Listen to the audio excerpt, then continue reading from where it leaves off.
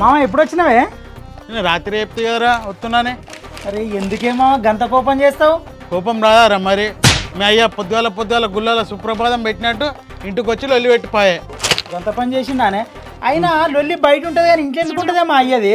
మీ అయ్య చెవులు ఎట్లా పడిపెట్టానో నాకు మా ఎరికే కానీ మా అమ్మ ఇంటికి వస్తే దావత్ లేదురా. అవన్నీ అయ్యి వస్తేనే మర్యాదలన్నీ. నేనేం చేస్తానే మామ, అయ్యి వస్తుంది. మీ అయ్య పిల్లికే బిచ్చమేయుడు, నాకేం పెడతారు లొట్ట పీసులు?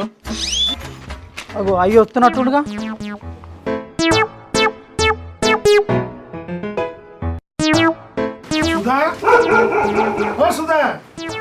అయ్యా ఏందే?